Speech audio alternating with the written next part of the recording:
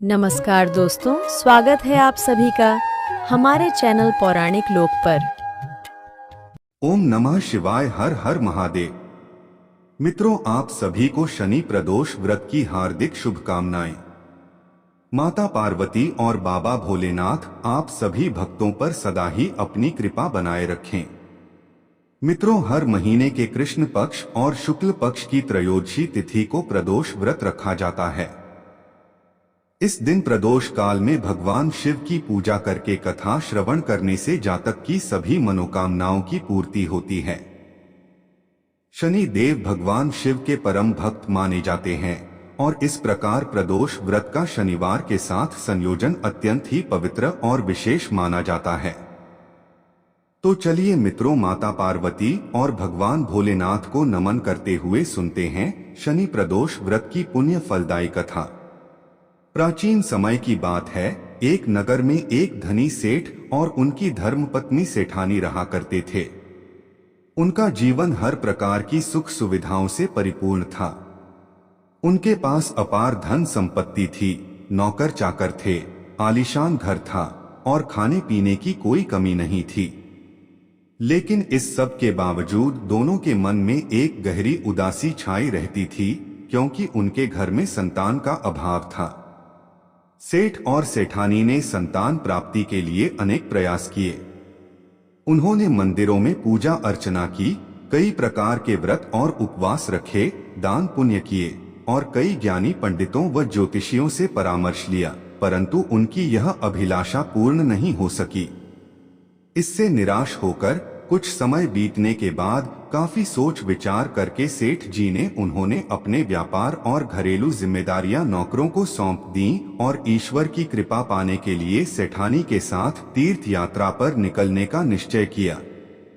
यात्रा के दौरान जब वे अपने नगर की सीमा से बाहर निकले तो उन्होंने एक घने वृक्ष के नीचे एक साधु को ध्यानमग्न अवस्था में देखा। साधु का तेजस्वी चेहरा देखकर सेठ और सेठानी को महसूस हुआ कि यह साधारण व्यक्ति नहीं है। उन्होंने सोचा कि उनकी समस्या का समाधान शायद इन साधु महाराज के पास हो सकता है। सेठ और सेठानी साधु के निकट जाकर विनम्रतापूर्वक बैठ गए और उनकी ध्यान की अवस्था समाप्त होने का इंतजार करने लगे। जब साधु ने अपनी आंखें खोलीं तो उन्होंने देखा कि सेठ और सेठानी लंबे समय से उनके सामने बैठे हुए हैं। साधु ने उनसे पूछा कि वे किस उद्देश्य से आए हैं। सेठ ने अपनी व्यथा साधु को सुनाई और संतान सुख की प्राप्ति के लिए आशीर्वाद मांगा। साधु ने ध्यानपूर्वक उनकी बात सुनी और कहा, मैं जानता हूं कि तुम किस कष्ट से गुजर रहे हो। तुम्हारे जीवन में संतान का सुख अवश्य आएगा, परंतु इसके लिए तुम्हें शनि प्रदोष व्रत करना होगा। इस व्रत को पूरी श्रद्धा और विधि विधान से करने पर भगवान शिव की कृपा से तुम्हारी मनोकामना अवश्य पूर्ण होगी। साधु ने व्रत की विधि विस्तार से समझाई और भगवान शिव की वंदना करने के महत्व को बताया। उन्होंने यह भी कहा कि व्रत के दौरान शिवलिंग पर जल अर्पण करें और सच्चे मन से भगवान शिव से प्रार्थना करें। साधु जी के शब्दों ने सेठ और सेठानी को नई आशा दी। साधु जी से आशीर्वाद और व्रत की विधि जानने के बाद सेठ और सेठानी उनके चरणों में प्रणाम करके अपनी तीर्थ यात्रा के लिए निकल पड़े। उन्होंने कई पवित्र स्थानों की यात्रा की और हर जगह भगवान के दर्शन कर संतान सुख की प्रार्थना की।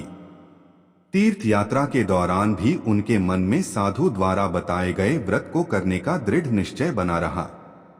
यात्रा समाप्त करने के बाद जब वे अपने नगर लौटे तो दोनों ने तुरंत शनि प्रदोष व्रत की तैयारी शुरू कर दी।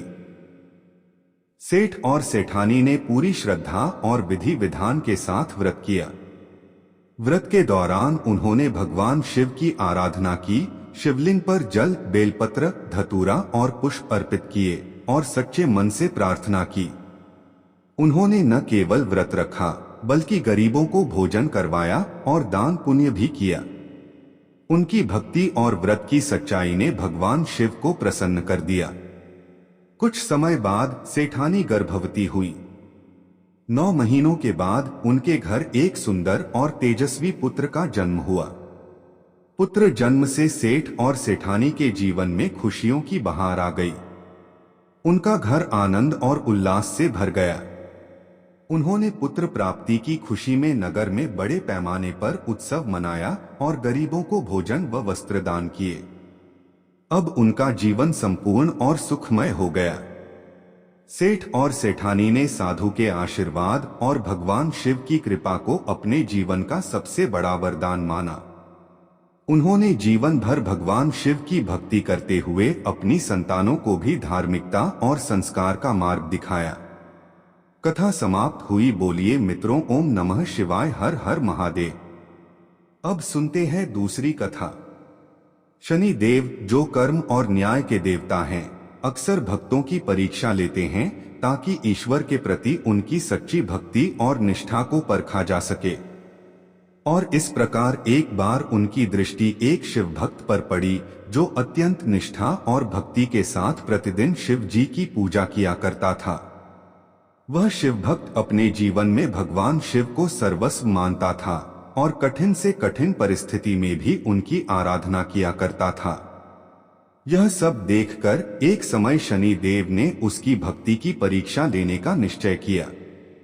इस प्रकार कथा की शुरुआत एक छोटे से गांव से होती है, जहां एक भक्त शिव के प्रति अपनी अडिग निष्ठा के लिए प्रसिद्ध था। वह दिन रात भगवान शिव की पूजा करता और शिवलिंग के सामने अपने मन, वचन और क्रिया से उन्हें प्रसन्न करने का प्रयास करता। उसकी भक्ति का अटूट भाव देखकर गांव के लोग उसे श्रद्धा से देखते थे, लेकिन उसकी वास्तविक परीक्षा तब हुई जब शनि देव ने उसे परखने का निश्चय किया। शनि देव ने अपनी परीक्षा की योजना बनाई। उन्होंने भक्त के जीवन में अनेक कठिनाइयां उत्पन्न करना शुरू कर दिया। शनि देव ने सबसे पहले उसकी संपत्ति नष्ट कर दी। एक दिन जब वह अपने खेतों में काम कर रहा था, एक बड़ी आंधी आई और उसकी फसल पूरी तरह से तबाह हो गई। इससे उसके पास जो भी धन था वह समाप्त हो गया। इसके बाद उसकी आर्थिक स्थिति इतनी खराब हो गई कि वह अपने परिवार का पालन पोषण भी नहीं कर पा रहा था, जिस कारण समय के साथ उसके परिवार में भी अशांति आ गई। उसकी पत्नी और बच्चे चिंताओं से घिरे रहते थे और उनके बीच का प्यार धीरे धीरे कम होने लगा। एक दिन उसकी पत्नी ने उसे एक कठिन सवाल पूछा, तुम्हारी पूजा और भक्ति से हमें क्या लाभ हो रहा है? हम दिन रात कष्ट में जी रहे हैं और हमारी स्थिति बिगड़ती जा रही है। यह सवाल उसकी आत्मा को छू गया, लेकिन उसने अपने विश्वास को बनाए रखा। उसने उत्तर दिया, भगवान शिव हमारे साथ हैं और उनका आशीर्वाद हमेशा हमारे साथ रहेगा। हमारे दुख हमें केवल परीक्षा में डालने के लिए हैं और मुझे पूरा विश्वास है कि एक दिन सब कुछ ठीक हो जाएगा। और इस तरह से उस शिव भक्त के जीवन में एक एक करके कठिनाइयां और भी बढ़ने लगी। एक दिन जब वह मंदिर में पूजा कर रहा था, गांव के कुछ लोग उसके पास आए और उसकी भक्ति का मजाक उड़ाने लगे। उन्होंने कहा, तुम्हारी पूजा से क्या होगा? देखो, तुम्हारा पूरा परिवार दुखी है, तुम्हारी संपत्ति चली गई है और तुम एक निर्धन व्यक्ति बन गए हो। लेकिन भक्त ने इन सब बातों को नजरअंदाज किया और भगवान शिव की पूजा में ही डूबा रहा। शनि देव ने भक्त की परीक्षा के दौरान कई रूपों में उसे कष्ट दिए। एक बार जब भक्त ने पूरे मन से भगवान शिव की पूजा की और जलाभिषेक किया, तभी उसके पास एक भिखारी आया। भिखारी ने उससे कुछ भोजन और सहायता मांगी। भक्त ने उसे अपने हाथ से अन्न दिया और कहा, भगवान शिव की कृपा से तुम्हें यह भोजन मिले और तुम्हारा मन शांत हो। इस पर भिखारी मुस्कुराया और कहा, तुम्हारी भक्ति सच्ची है, लेकिन क्या तुम्हें नहीं लगता कि तुम्हारे अपने परिवार के लिए तुम्हें अधिक ध्यान देना चाहिए? भक्त ने उसे उत्तर दिया, मेरा परिवार भी भगवान शिव की कृपा से सुरक्षित रहेगा।